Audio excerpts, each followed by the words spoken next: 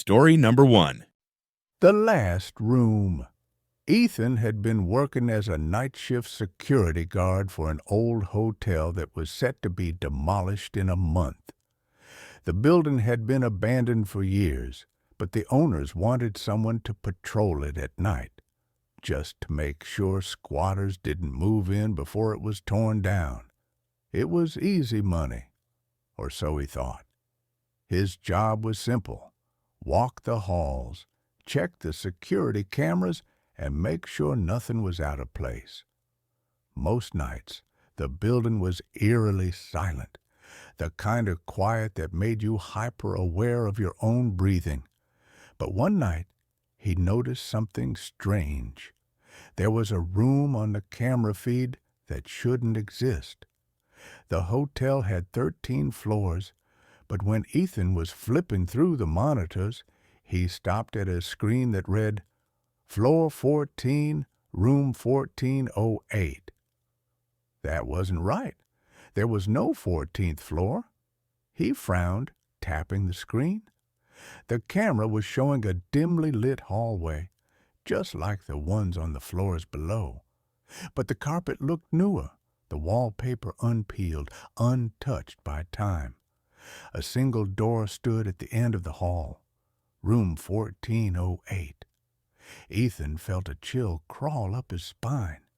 Maybe the system was glitching, showing old footage. But as he stared at the screen, something changed. The door to room 1408 slowly creaked open. A dark void stretched beyond the doorway. Ethan leaned closer, his pulse quickening. Then something stepped out. It wasn't a person. Its shape was human, but its movements were wrong. Jerky, unnatural. It looked distorted, as if it wasn't meant to be seen. The figure stood in the middle of the hallway, facing the camera. Then it turned its head.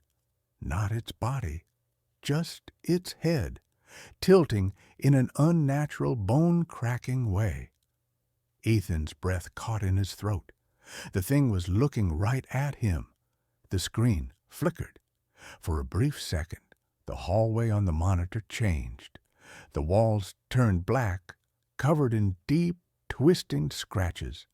The carpet was gone, just a floor of cracked, rotten wood. And the figure, it was closer. Ethan jumped back, knocking over his chair. When he looked back at the screen, room 1408 was gone. The camera showed nothing but an empty hallway, just like it always had. Had he imagined it? His radio crackled to life. A voice, distorted, barely a whisper, spoke through the static. "Come upstairs." Ethan felt his body lock up. He wasn't alone. Gripping his flashlight, he forced himself to move. He had to see for himself, had to prove it was just a glitch. The elevator ride was agonizingly slow. When the doors finally slid open, the hallway looked normal. The same decayed wallpaper, the same faded carpet. No room 1408. Just as he exhaled in relief, he heard it. A click. The sound of a door unlocking. Ethan's blood turned to ice. He turned his head, barely able to breathe. There, at the very end of the hallway, where there had been only a wall moments ago, was a door. Room 1408. The knob twisted, and slowly, painfully, the door began to open. Ethan ran. He didn't care about checking, didn't care about proving anything. He sprinted back to the elevator, slamming the button over and over, heart hammering against his ribs. Behind him, the door was opening wider. He didn't look back. Ding! The elevator door slid open, and Ethan threw himself inside, pounding the close button. A whisper echoed down the hall. "You shouldn't be here." The last thing he saw before the door shut, a figure standing in the doorway, grinning. Ethan quit the next day. 2 weeks later, the building was demolished. But sometimes, late at night, when Ethan is watching TV or scrolling through his phone, The screen flickers. For just a second, he sees it. A dark hallway, a single door, and a figure standing there, waiting. Story number 2. The man in the reflection. Leah had just moved into her new apartment, a small but cozy place on the 3rd floor of an old building. The rent was cheap, and it was close to work, so she didn't ask too many questions. But from the very first night, she felt watched. It wasn't a normal feeling of paranoia. It was something deeper, something that made her skin prickle and her breath hitch whenever she passed the large antique mirror in her bedroom. The mirror had been there when she moved in, bolted to the wall. She didn't like it. Something about its warped glass made reflections look just a little off. She thought about covering it. She never did, and soon she wished she had.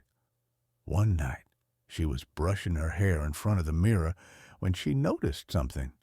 Her reflection wasn't moving right.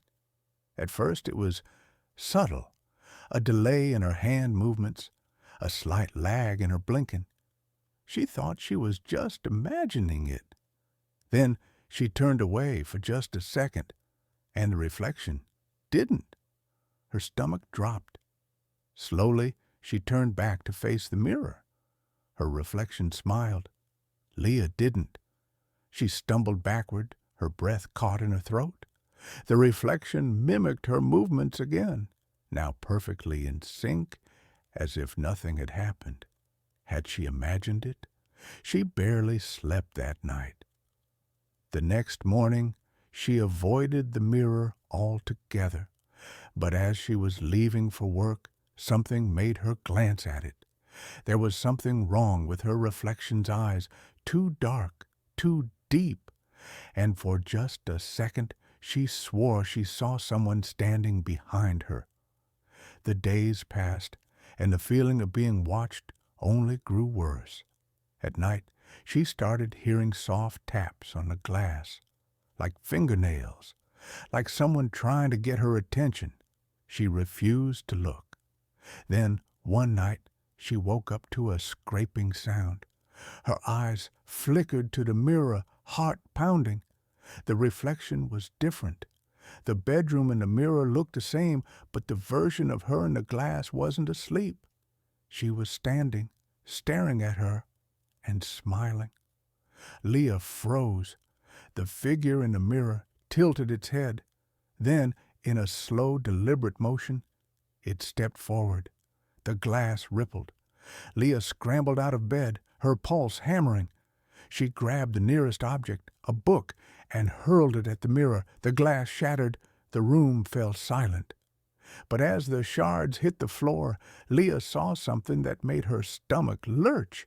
Behind the broken glass, behind where the mirror had been, there was a hollow, dark space, and in that space, something moved. Leah never spent another night in that apartment. She broke her lease the next day, packed her things, and left. But even now, in her new place, she refuses to own a mirror, because sometimes in store windows or car side mirrors, she catches glimpses of something that shouldn't be there. A shadow, a figure, a smile. Story number 3. The wrong elevator. It was late when Maya left work, the office building nearly empty. She pressed the button for the elevator, rubbing her tired eyes. Ding! The doors slid open, revealing a dimly lit interior. She stepped inside, hitting the button for the ground floor. The elevator hummed as it began to descend. Then, at the 3rd floor, it stopped. The doors didn't open. Maya frowned. The panel showed the elevator was still going down, but she wasn't moving. She hit the door open button. Nothing. Then, with a lurch, the elevator started going up. She hadn't pressed any buttons. The panel blinked. 4, 5, 6. Ding! The doors slid open, and what Maya saw made her stomach drop. The floor looked wrong. The hallway was identical to her office level, but something was off. The lights flickered, casting long shadows. The walls were lined with doors, but every single one stood slightly open, revealing only darkness inside. And the air was heavy, thick with something stale and rotten. Maya's pulse quickened. This wasn't her building.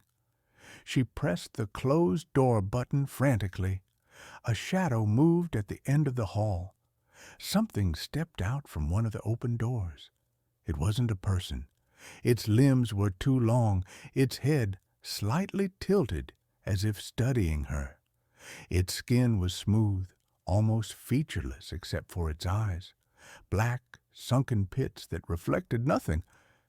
It took a slow, deliberate step forward. Maya jammed the button again, her breath ragged. The thing lurched. The door slammed shut just as its hand, long and clawed, reached for her. The elevator shook. The lights flickered wildly, and for a moment Maya could hear something scratching at the doors. Then, silence. The elevator descended. Ding! The doors opened to the lobby. Everything was normal. The security guard sat at the front desk, scrolling through his phone. Maya stumbled out, her hands shaking. She turned back. The elevator panel blinked. It was still on the 6th floor. The doors had opened, but the elevator hadn't arrived. Maya never used that elevator again, and every night since, she dreams of the open doors and the thing waiting on the other side.